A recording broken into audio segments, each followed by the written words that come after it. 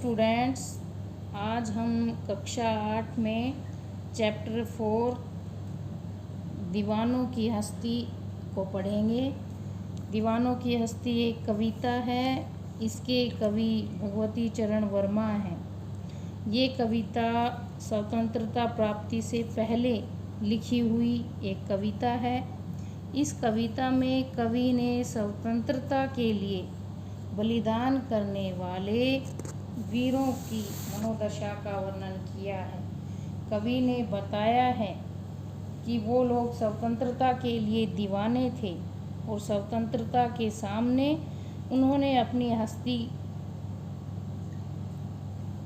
यानी कि अपनी औकात कुछ भी नहीं बताई है। अब हम स्टार्ट करेंगे।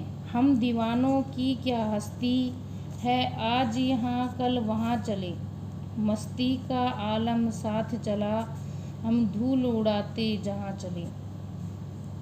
अब हम पहले कठिन शब्दार्थ हैं उनको पढ़ेंगे। दीवानों, दीवाने का मतलब होता है मस्त मौला। हस्ती, हस्ती का अर्थ है औकात। मस्ती, मस्ती यानी खुशी। आलम, आलम का मतलब है संसार। और धूल यानी मिट्टी। कवि ने बताया है कि दीवाने कह रहे हैं कि आज़ादी के लिए बलिदान होने के लिए हम तैयार हैं। हम लोग आज़ादी के दीवाने हैं और देश की महानता के सामने हमारी कोई औकात नहीं है। हम है आज यहाँ कल वहाँ चले। आज हम यहाँ हैं तो कल हम दूसरी जगह चले जाएंगे और इसी प्रकार हम हंसी खुशी का माहौल अपने साथ लेकर चलेंगे और खुशी और उत्साह के साथ हम चारों तरफ धूल उड़ाते हुए चलते जाएंगे।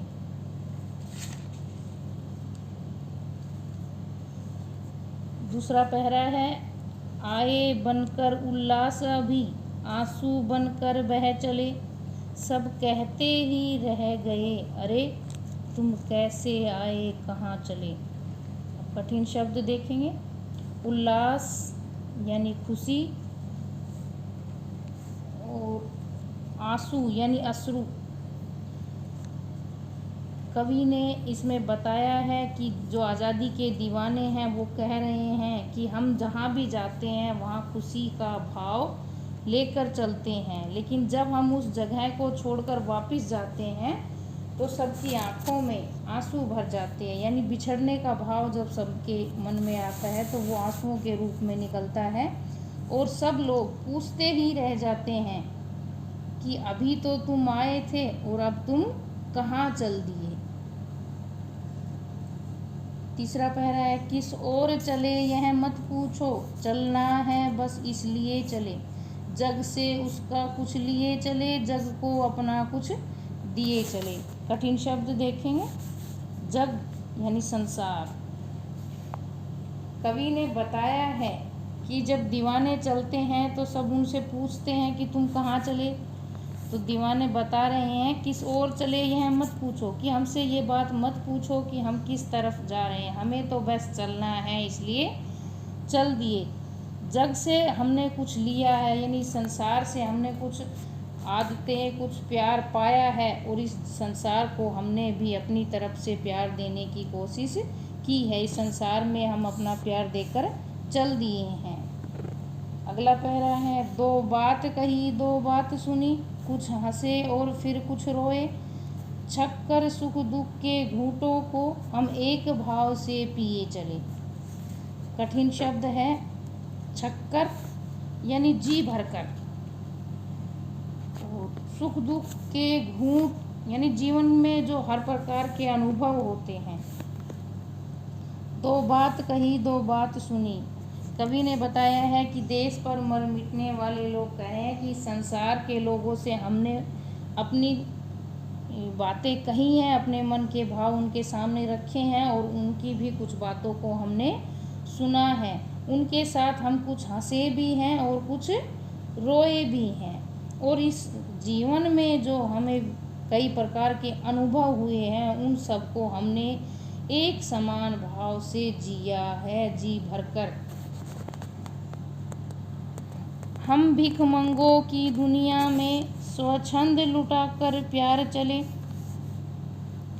हम एक निशानी सिर पर ले असफलता का भार चले। कठिन शब्द देखेंगे। भिखमंगों यानी भीख मांगने वाले, स्वच्छंद यानी स्वतंत्र, और उर यानी हृदय, असफलता यानी किसी काम में सफल न होना। कवि कहते हैं कि ये जो दुनिया है ये केवल मांगना जानती है। भिखमंगे यानी भीख मांगने वाली, ये संसार जो है ये मांगना जानता है। और इस भिखारियों जैसी दुनिया पर जो आज़ादी के दीवाने हैं वो स्वतंत्र होकर अपना प्यार लुटाकर चल दिए हैं और सबके लिए उन्होंने समान भाव से अपना प्यार दिखाया है और अपने मार्ग पर आगे बढ़ते चले हैं। परंतु इस दुनिया से उन्होंने कुछ भी प्राप्त नहीं किया है, इसलिए वो अपने हृदय पर एक असफलता का भार लेकर जा रहे हैं। हम अब अपना और पराया क्या, आबाद रहे रुकने वाले। हम स्वयं बंधे थे और स्वयं हम अपने बंधन तोड़ चले। कठिन शब्द देखेंगे। आबाद का मतलब होता है बसना, और स्वयं यानी अपने आप, बंधन बेड़ियां। कवि कह रहे हैं कि जो सच्चे वीर हैं वो किसी के साथ अपने और पराये का भेदभाव नहीं रखते, उनके लिए सभी एक समान होते हैं। वो कह रहे हैं कि कोई अपना और पराया नहीं है, जो पीछे रह गए हैं वो सभी खुशहाल रहें, सभी के सब देश में रहने वाले प्रसन्न रहें और प्रसन्नता के साथ देश में बसते रहें। आज़ादी के दीवानों का कहना है कि हम स्वयं ही अपने इस बंधन में बंधे थे, यानी हम खुद ही अपनी मर्जी से जो आज़ादी की लड़ाई है इसके साथ जुड़े थे और स्वयं ही हम इन सब अपने जो नाते रिश्ते हैं इनको छोड़कर देश के लिए आगे बढ़ते जा रहे हैं। देश पर कुर्बान होने के लिए हम तैयार हैं। अब हमारी कविता समाप्त हुई।